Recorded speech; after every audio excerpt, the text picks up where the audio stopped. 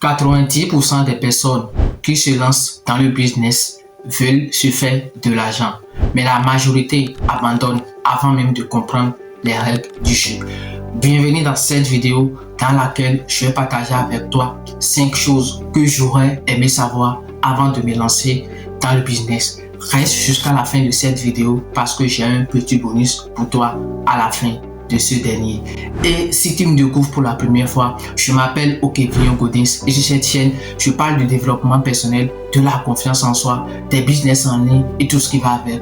Donc si tu es intéressé par la thématique, n'hésite surtout pas à t'abonner à la chaîne, à activer la cloche de notification pour ne plus rater mes prochaines vidéos. Et si tu n'as pas encore jeté un coup d'œil sur mes vidéos précédentes, je te conseille de le faire parce que je sais qu'il y en a qui peut t'impacter. Sans plus tarder, commençons. La première des choses que j'aurais aimé savoir avant de me lancer dans le business, c'est que le succès dans le business, c'est un processus, pas un événement. Oui, le succès dans le business, c'est tout un chemin, c'est tout un processus, c'est tout un canevas qu'il faut suivre. Il faut d'abord se faire former, comprendre le business, essayer, pratiquer. Maintenant, tu pratiques, tu vas échouer, tu apprends de tes erreurs, tu recommences.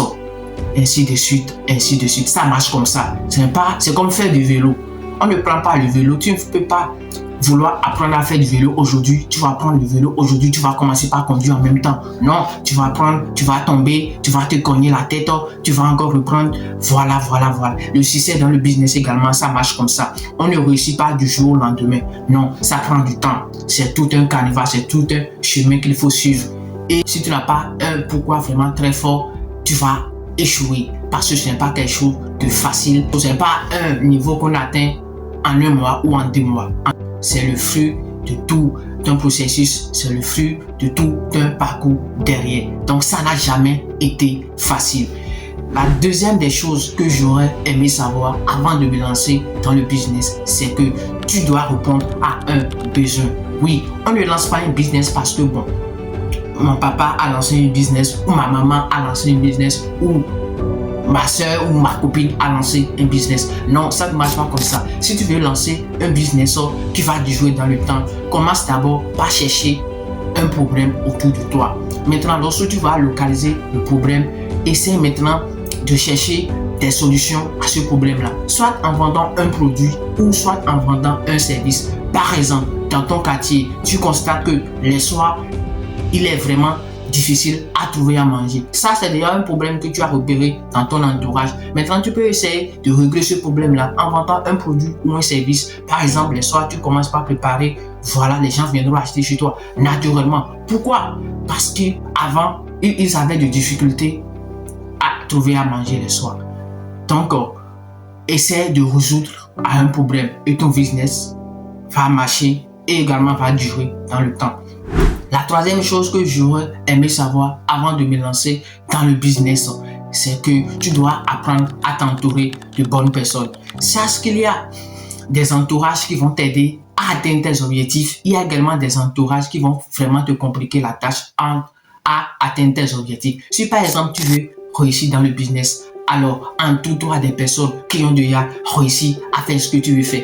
Entoure-toi des personnes qui ont déjà réussi dans le domaine dans lequel toi aussi tu aimerais réussir. Là, tu auras une chance, tu auras toutes les chances de un jour d'être comme eux. Mais si la plupart du temps, tu t'entoures des... Par exemple, tu veux réussir dans la vente en ligne, mais la plupart du temps, tu fréquentes les salariés, tu fréquentes les étudiants, ça sera vraiment difficile pour toi d'atteindre cet objectif-là. Pourquoi? Juste parce que l'environnement dans lequel tu es ne te favorise pas. Donc, apprends vraiment à t'entourer de bonnes personnes si tu veux réussir dans le business. La quatrième chose que j'aurais aimé savoir avant de me lancer dans le business, c'est que commence petit, mais rêve grand. Il y en a qui ont envie de commencer, mais bon voilà, ils se disent qu'il faut beaucoup de capital. Bon, j'ai besoin de 500 000 pour commencer, j'ai besoin de 6 pour commencer, j'ai besoin de ça pour commencer. Mais ça ne marche pas comme ça. Commence petit, commence avec ce que tu as. Bon, tu n'as pas 1 million, tu n'as pas 2 millions, tu as 20 000, tu as 30 000. Tu peux déjà commencer un business avec ça. Tu peux déjà commencer un business avec ça. Te faire de l'argent, commencer par te faire de l'argent un peu afin de pouvoir accroître ton capital, afin d'investir gros. Mais on ne se lève pas du jour au lendemain, on investit 5 millions dans un business, on investit 10 millions dans un business. Non, on commence toujours petit. On commence toujours petit. Et c'est même cette stratégie qu'on utilise en e-commerce, on appelle le testing. Même avant de vendre un produit en e-commerce, on fait ce qu'on appelle d'abord le testing, c'est-à-dire on teste le produit. On teste le produit. Quand on teste le produit, on met seulement un petit budget sur le produit. Dans la publicité, on peut mettre peut-être 3 000 francs, peut-être 5 000 francs, ça dépend de chacun, pour voir si derrière les gens vont réagir. Si on voit, on laisse tourner cette publicité pendant 3 jours et on voit que bon, les gens réagissent bien par rapport à ce produit-là. Étant donné que bon, on investit 3 000 francs ou 5 000 francs par jour dans le truc là, et on arrive à faire 30 000 francs, 40 000 francs par jour. Ça veut dire que c'est un truc qui marche. Donc, si on investit plus, on aura plus.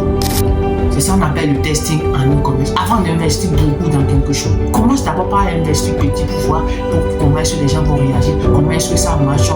Tu auras même le temps de faire des erreurs et d'apprendre de tes erreurs afin que lorsque tu vas vouloir investir gros, tu puisses minimiser les pertes. Donc, commence petit et rêve grand. Maintenant, la 5e chose que j'aurais aimé savoir avant de me lancer dans le business, c'est que la concurrence est un bon signe. Oui, il y en a qui me disent chaque jour, bon, Codin, je ne peux pas me lancer dans la vente en ligne parce qu'il y a déjà plusieurs personnes qui se sont déjà lancées dans la vente en ligne. Non, je ne peux pas vendre ce produit-là parce qu'il y a déjà trop de personnes qui vendent ce produit-là. Mais laisse-moi te dire une chose. S'il y a de la concurrence sur un marché ou bien dans un business, c'est que ce business-là marche réellement. Oui, ce business marche réellement. Et même si vous êtes 10 personnes à vendre le même produit dans un même marché, vous allez toujours trouver vos clients. Parce que nous sommes plus de 8 milliards sur Terre. Oui, toi seul, tu ne peux pas vendre un produit à tout le monde. Non, même si le marché de ton pays est saturé, essaie de vendre dans le pays d'à côté. Tu vends au Bénin, le marché du Bénin est saturé concernant le produit que tu vends. Attaque le marché du Togo. Si le marché du Togo également est saturé, attaque également le marché de la Côte d'Ivoire ou le marché du Cameroun. Ce sont des exemples que je suis en train de vous donner. Mais ce n'est pas parce que beaucoup de personnes vendent ce produit-là que bon voilà, moi je ne vais plus vendre le produit parce qu'il y en a qui le vendent. Non. Parce que s'ils le vendent, c'est que ça marche, c'est qu'il y a un marché derrière. Et vous-même, 10 personnes peuvent vendre le même produit, mais utiliser différentes manières, stratégies. Tu peux vendre le même produit avec tes concurrences, mais toi, agis de façon différente. Au lieu de faire exactement ce qu'ils font, tu ajoutes juste un petit bonus, un petit quelque chose qu'ils n'ont pas ajouté à leur produit. Au lieu de vendre le produit seulement à 10 000 francs, il est fait tout là. Toi, tu vends le produit à 10 000 francs, tu leur dis bonus, un chargeur, bonus, avec bonus, ce petit produit, bonus ceci, bonus ça, un acheté, un offre. Il y a de ces manœuvres-là que tu peux essayer de faire. Mais c'est pas parce que, bon voilà, beaucoup de personnes vendent déjà ce produit ou beaucoup de personnes se lancent déjà dans ce business-là que, bon voilà, la concurrence est là et maintenant le produit ne marche plus. Non, il ne faut pas réinventer la roue. Si beaucoup de personnes font un produit ou se lancent dans un business, c'est que ça marche réellement. Méfie-toi même d'un business où personne ne se lance, d'un business dans lequel les gens se lancent rarement ou bien d'un produit que personne n'aime pas vendre. Parce que si les gens n'aiment pas vendre un produit, c'est qu'il y a sûrement une raison derrière. Et la raison, c'est forcément que ce produit-là ne marche pas, ou bien ce produit-là, le marché ne s'intéresse pas trop à ce produit-là. Donc, la concurrence est un bon signe. Et j'avais prévu pour toi un petit bonus. Et le bonus, c'est d'apprendre constamment si tu veux réussir dans le business. Oui, apprendre constamment. Parce que ce qui marche aujourd'hui peut ne pas marcher demain. Et ce qui marche maintenant peut ne plus marcher dans le futur. Et non seulement ça, mais il y a aussi les outils qui évoluent, les outils qui font des mises à jour, qui changent la manière de faire les choses. Il y a également d'autres outils qui viennent sur le marché pour qui changent totalement la donne. Donc, apprends constamment, sinon tu vas voir ton business échouer. Tu vas voir ton business prendre fin. Par exemple, quand je prends toujours le domaine de l'e-commerce, la manière dont on lance les publicités en 2020, en 2021, ce n'est pas de cette même manière-là qu'on lance les publicités en 2026. La manière dont on achète les produits sur Alibaba en 2015-2020, ce n'est pas de cette même manière-là qu'on le fait actuellement en 2026 parce qu'il y a l'intelligence artificielle qui est venue et qui est en train de tout changer. Donc, si tu ne veux pas que ton business échoue, si tu veux vraiment réussir dans ton business, apprends constamment. Et j'espère que ça vous a plu. Dites-moi dans les commentaires parmi ces 5 choses-là que je viens de partager avec vous, lequel vous a le plus touché. Et si vous avez également des compléments à me faire concernant cette vidéo, n'hésitez surtout pas à me le mettre dans les commentaires. Si tu as aimé la vidéo, n'hésite pas à la liker et à partager avec une personne. Et c'était Gaudens, et comme toujours, tant qu'il y a encore de la vie, rien n'est acquis, rien n'est perdu. Tout est encore possible, qu'il suffit seulement d'y croire. Abonne-toi pour la suite. Merci.